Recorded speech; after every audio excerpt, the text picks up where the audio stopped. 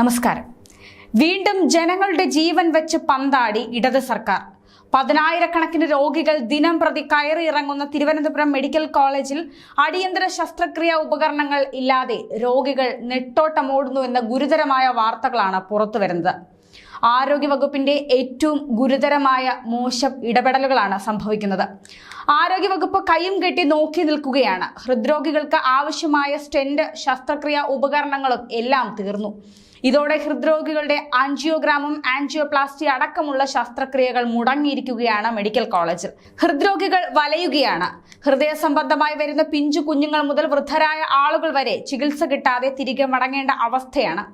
കേരളത്തിലെ തന്നെ പ്രധാന മെഡിക്കൽ കോളേജിൽ ഇത്രയും വലിയ ഗുരുതരമായ പ്രതിസന്ധി വന്നിട്ടും സർക്കാരും ആരോഗ്യവകുപ്പും മൗനം പാലിക്കുകയാണ്.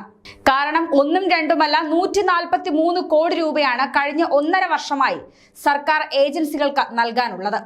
ഇങ്ങനെ സ്റ്റെന്റും അനുബന്ധ മെഡിക്കൽ സാമഗ്രികളും വിതരണം ചെയ്യുന്ന ഏജൻസികൾക്ക് കുടിശ്ശിക തുക വിതരണം ചെയ്യുന്നതിൽ സംഭവിച്ച ഗുരുതരമായ വീഴ്ചയാണ് ഇത്രയും വലിയ സാഹചര്യം സൃഷ്ടിച്ചിരിക്കുന്നത്.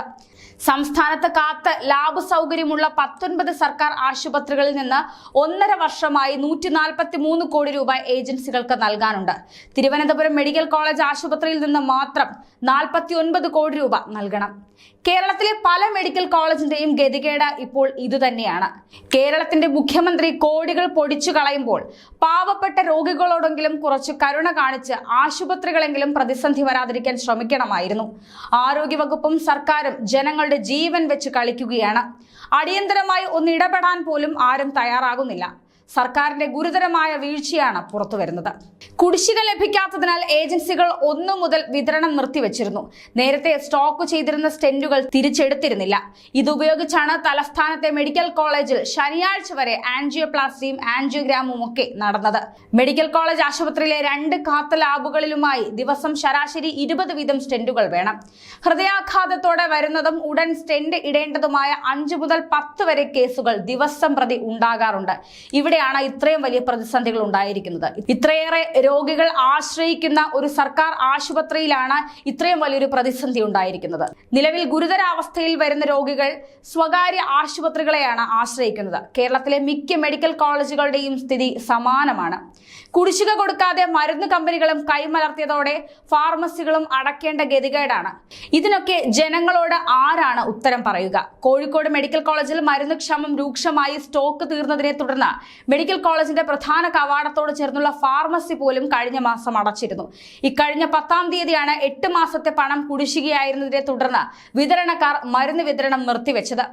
ഡയാലിസിസ്, ക്യാൻസർ രോഗികൾ അടക്കം ദുരിതത്തിലായ സാഹചര്യം ഉണ്ടായിരുന്നു കോഴിക്കോട് മെഡിക്കൽ കോളേജിൽ. കളക്ടർ മരുന്ന് വിതരണക്കാരുടെ അടിയന്തര യോഗം വിളിച്ചിരുന്നെങ്കിലും പ്രശ്നത്തിന് പരിഹാരമായിരുന്നില്ല. നൽകാനുള്ള 30 കോടി രൂപ കുടിശ്ശിക തീർത്തില്ലെങ്കിൽ സ്റ്റെന്റ് അടക്കമുള്ള ശസ്ത്രക്രിയാ ഉപകരണങ്ങൾ വിതരണം ചെയ്യുന്ന കമ്പനികളും വിതരണം നിർത്തിവെക്കുമെന്ന് മെഡിക്കൽ കോളേജിനെ നേരത്തെ അറിയിച്ചിരുന്നു.